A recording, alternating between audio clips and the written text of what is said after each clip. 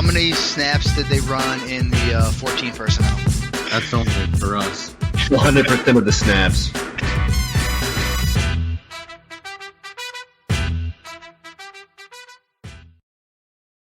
What's going on, everybody? Welcome into 14P Fantasy. I am your host, Justin Wright. Today, we are talking Dynasty stashes for 2022. End of the season is here. Your rosters are what they are. If you have a trade deadline, one, get rid of it. Two, their only way to improve your team now, for next season at least, is through the waiver wire, through those random deep Dynasty League pickups. And again, none of these guys I'm listing do I anticipate being, the next Jamar Chase or DeAndre Swift or whoever it might be. But they very well could be the next Myles Gaskin, the next James Robinson, guys like that we're pretty much left for dead or just are really afterthoughts. And coming into next season, they earn a role, they break out, they have some value. Again, they're not going to be your league-winning type players, but again, Dynasty is about having depth, having pieces to trade so you can package and get those league-winning guys. This is kind of where that starts. Before we get into it, though, so remember, subscribe to the channel, drop questions, like the video, anything else you got. Follow us over on Twitter at the social below and up above that way. All right, let's get into it. First one on the list, Kene Nwangwu, and yes, it is how you pronounce it. The running back for the Minnesota Vikings, kick returner for the Vikings. And I get at first glance, it doesn't make a lot of sense. Obviously, Dalvin Cook is still there and is going to be there for a while. Alexander Mattison is there as well. But Kene Nwangwu has a chance to beat out Alexander Mattison next season for that backup role. And we've seen Dalvin Cook, I don't want to say injury prone, but he gets banged up here and there. He does miss time. Kene Nwangwu has a chance, given, just his athletic profile, to be a explosive type, low volume running back that has value. When I say athletic profile, I'm talking a speed score or a 40 time in the 99th percentile, a speed score in the 96th percentile, a burst score in the 86th percentile. All around just a freak athlete at the running back position, sub 4.4 speed. And again, he's not a surefire, pick him up, he's a starting running back. No, that's not the case. Again, maybe he's a handcuff, but in Dynasty, I'm happy to hold handcuffs at the end of my bench. I mean, I'm more than okay with it. And I do think there is a chance he could beat out Alexander Mattison, maybe over the next few weeks. Again, I don't really buy that. He's raw. But coming into next season, it is certainly a possibility. A guy that needs to be, rostered in deep Dynasty leagues, really. All right, moving on. Tyler Johnson here of the Tampa Bay Buccaneers. And I get it's year 2. We haven't seen a whole lot from him. Next year could be very different. Right now, he's already established himself as the wide receiver 4 in this offense, the next man up. Hasn't done a lot with the targets because, again, Godwin and Evans dominate this offense. Chris Godwin is a free agent. Antonio Brown is a free agent and may just flat out retire. If Chris Godwin leaves, and I think he will, it's Tyler Johnson is the wide receiver 2 here. Maybe it's a mix of him, another guy, and you could throw on this list with Jalen Darden, another rookie. He has not played a whole lot. Tyler Johnson appears to be the next man up next season at the very least. Maybe he's the wide receiver 3 if AB comes back. That still has value in a Tom Brady-led offense. Again, he has good draft capital going back 2 years now.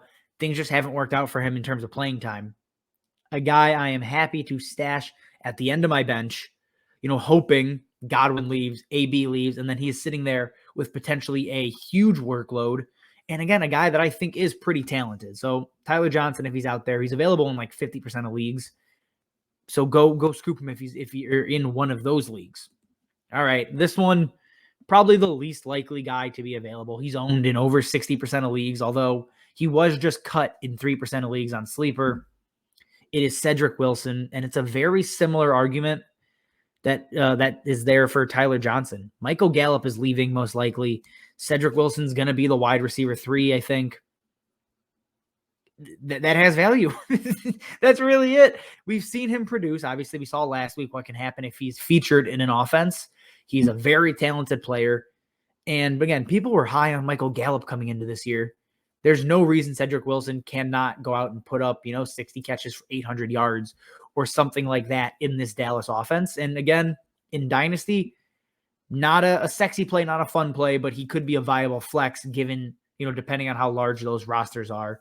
So if you're in, those 40% of leagues that Wilson is available, go ahead and scoop him up. All right, moving on to probably my least favorite player on this list. It's Anthony Schwartz of the Cleveland Browns. Again, he's a rookie, 3rd-round pick, fast as hell. That's the appeal. Again, he's obviously out with a concussion right now, and the whole Browns offense with Baker being banged up and also just not being very good. You haven't been able to see a whole lot from Schwartz. You haven't been able to see a lot from DPJ, even Jarvis Landry. So Schwartz is very much a speculative ad in a deep league. I'm not convinced he's ever going to be a superstar or really even a wide receiver too. But given the opportunity that could be in front of him next year, coming in healthy, Baker maybe finally figures out how to utilize his wide receivers. Anthony Schwartz could find his way into wide receiver 3 value, maybe flex value. And again, in deep dynasty leagues, that has value. I mean, there's no other way around it. You need players that are playable. We've seen all of the injuries this season, how deep some rosters have to go. So having those flex plays absolutely has value. Anthony Schwartz is a bubble guy. I'm not saying you got to go at him. I think he should be, but he's not a must-add, I think, like the other 3 guys ahead of him in this list. And to close us out, Brevin Jordan of the Houston Texans, a guy that I was excited about coming into the NFL, a very raw tight end, performed or measured out much worse athletically than a lot of people thought he would. Apparently, he's just a middle-of-the-road athlete, seemed much better at Miami, but whatever. He's on the Texans on a team that doesn't have a lot of talent really anywhere. It's Brandon Cooks. I'm not even going to lump him with Brandon Cooks. They're not on the same level, but it's Brandon Cooks, Nico Collins, and then really Brevin Jordan. And he's coming off of his first game playing 60% of snaps. He scored his 2nd touchdown of the year. We know how long it takes with tight ends. We're always searching for those next guys. Maybe he turns into a Dawson Knox or a Dalton Schultz or, one of those mid-level guys that have great upside. Now, obviously, he needs to find his way onto an elite offense, and maybe Houston finds their play caller or their signal caller of the franchise in Matt Corral, maybe at pick 2 or something like that. Who knows? But Brevin Jordan is going to have an opportunity next year. And again, we typically see tight ends start to break out year 2, year 3. Scoop him up now. Really, I mean, he could find his way into being, a sneaky tight end start come the end of the season with Tyrod back, looking like he's now the starting tight end. Things could break his way, and you could be looking at, one of those sleeper tight ends that everybody overvalues next season. You can flip him and move on that way.